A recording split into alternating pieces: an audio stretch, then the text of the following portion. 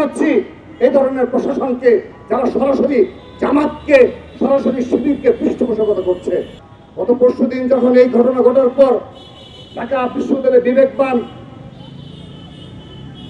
ছাত্র সমাজ যখন জেগে উঠল, সে সময় এই আলী হোসেনের কে বহিষ্কারের দাবি সহ এই ছাত্র শিবিরের বিরুদ্ধে যখন ছাত্র সমাজ জেগে উঠল, সেই সময় আমরা লক্ষ্য করে দেখলাম ঢাকা বিশ্ববিদ্যালয় বরাবর একটি প্যানেল এবং ছাত্র শিবিরের ঢাকা বিশ্ববিদ্যালয়ের সভাপতি এবং জিএস প্রার্থী SM ফরহাদ নিজে গিয়ে একটি নাটক মধ্যস্থ করে তিনি একটি অ্যাপ্লিকেশন করলেন ঢাকা বিশ্ববিদ্যালয় বরাবর।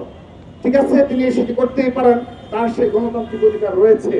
কিন্তু আপনারা প্রেস রিলিজটি লক্ষ্য করবেন ঢাকা বিশ্ববিদ্যালয়ের, সেখানে দেখবেন 3 সদস্য কমিটি গঠন করা হয়েছে এবং তারা স্পষ্টভাবে সেখানে উল্লেখ করেছে যে ছাত্র শিবিরের সাধারণ ঢাকা বিশ্ববিদ্যালয়ের সভাপতি SM ফরহাদের আবেদনের প্রেক্ষিতে ঢাকা বিশ্ববিদ্যালয়ের প্রশাসন নাকি এই তদন্ত কমিটি গঠন করেছে। আমরা ধিক্কার জানাচ্ছি এই ধরনের প্রশাসনকে, যারা সরাসরি জামাতকে, সরাসরি শিবিরকে পৃষ্ঠপোষকতা করছে।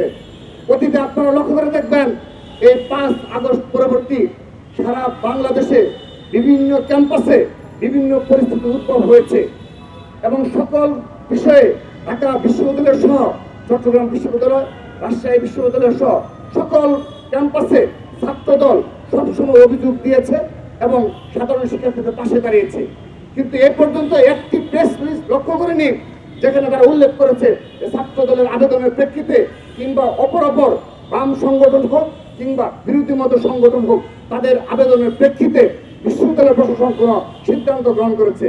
কিন্তু যেহেতু SM ফরহাদ ডাকসুর জিএস প্রার্থী এবং ছাত্র সমাজ তার বিরুদ্ধে অবস্থান নিয়েছে, তাকে ফেভার দেওয়ার জন্য, তাকে বাঁচানোর উদ্দেশ্যে এবং তার ইমেজ যেন যে ক্ষুণ্ণ হয়েছে সেই ইমেজকে পুনরুদ্ধারের জন্য ঢাকা বিশ্ববিদ্যালয়ে প্রশাসনই সেই ভূমিকা পালন করছে।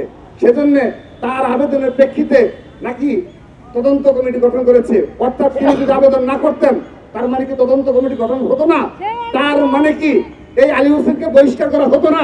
ধিক্কার জানাচ্ছি স্পষ্টভাবে। সব সময় বিগত 1টি বছর এইভাবেই বিশ্ববিদ্যালয়ের প্রশাসন সরাসরি এই যুদ্ধ অপরাধী এবং স্বাধীনতা বিরোধী, মুক্তিযুদ্ধ বিরোধীদের প্রমোট করার জন্য সর্বোচ্চ বন্দোবস্ত করেছে। 5 আগস্ট পরবর্তী সময়ে সারা দেশে ভোট আইডির মাধ্যমে তারা তাদের রাজনীতি অব্যাহত রেখেছে, যাদের নিজেদের কোনো নিজস্ব কোনো ম্যানিফেস্টো নেই এবং যারা কখনোই তাদের আদর্শিক চরিত্র স্পষ্টভাবে ব্যক্ত করতে পারে না এবং তাদের যে আদর্শিক একজন মতবাদের বই রয়েছে মৌদুদিবাদ, সেই মৌদুদিবাদের বই কখনো তারা স্বীকারই করে না যে তাদের একটি বই রয়েছে, এই বই পড়ে তারা শিবিরের আদর্শে দীক্ষিত হয়।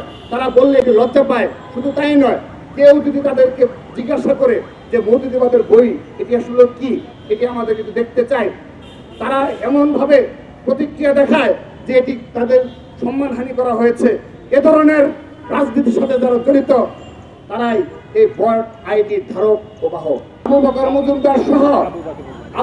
মজুমদার সহ কাদের সহ সবাই দেখেন এই টকশোতে কিভাবে সরাসরি SM ফরহাদকে জিজ্ঞাসা করছে এবং তিনি একজন স্পেশালিস্ট মিথ্যাচারী, সেজন্য তিনি কত সুন্দরভাবে কত গুছিয়ে সেই মিথ্যাচার করছেন।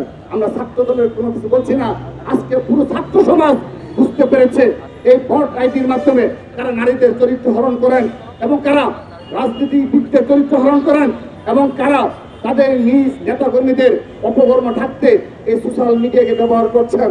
কিন্তু তাদের মাঠে ঘাটে কোনো অবস্থান নেই, তারাই আজকে এই ইসলামী ছাত্র সভার সরাসরি এই ভোট আইডি নিয়ন্ত্রক এবং বাংলাদেশের ছাত্র রাজনীতিকে পরিস্থিতির সাথে সরাসরি সম্পৃক্ত। আমরা এর বিচার দাবি করছি ছাত্র সমাজের নিকট।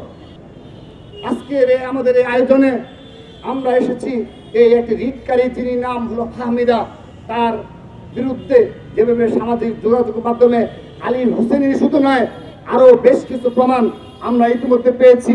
সেই আলী হোসেনের সেই প্রমাণের আরেকটি হলো, আপনি দেখেন শুধুমাত্র শিবিরের যে আলী হোসেনি তাকে সামাজিক যোগাযোগের মাধ্যমে সাইবার বুলিং এ জড়িত রয়েছে সেটি নয়, তার সোশ্যাল মিডিয়ার আইডিতে আপনারা ঢুকে দেখবেন, সেখানে আপনারা লক্ষ্য করে দেখেন তিনি বলেছেন আমি একজন শিল্পী, শুধুমাত্র আলী হোসেন নয়, তিনি আরো বেশ কয়েকজন হারেস মাহমুদ, তারপর আপনি দেখেন এখানে আরো বেশ কয়েকজনের নাম উঠে এসেছে। রাজাকার নামে এক আইডি থেকে তাকে কি ধরনের নোংরা ভাষা তার সোশ্যাল মিডিয়ায় তিনি সেগুলো প্রকাশ করেছেন। অতঃপর তিনি আরো বেশ কয়েকজনের নাম, আমজাদ সহ আরো বেশ কয়েকজনের নাম তিনি ইতিমধ্যে সোশ্যাল মিডিয়ায় প্রকাশ করেছেন। প্রায় 10 থেকে 15 জন গুপ্ত শিবিরের নামে তিনি সরাসরি অভিযোগ দায়ের করেছেন যে তাকে শুধুমাত্র আলী হোসেনের ন্যায় এভাবে নোংরা ভাবে সোশ্যাল মিডিয়ায় কমেন্টস করা হচ্ছে। আমরা ধিক্কার জানাচ্ছি। আমরা বিশ্বাস করি সচেতন ছাত্র সমাজ তার উচিত জবাব দেবে এবং আমরা আজকের এই মানববন্ধনের ঘোষণা দিচ্ছি ফাহমিদা সহ বাংলাদেশের সকল নারী যারা নির্যাতিত হয়েছে সবার পাশে বাংলাদেশ জাতীয় ছাত্র দল এক ঐক্যবদ্ধভাবে আমরা পাশে থাকবো।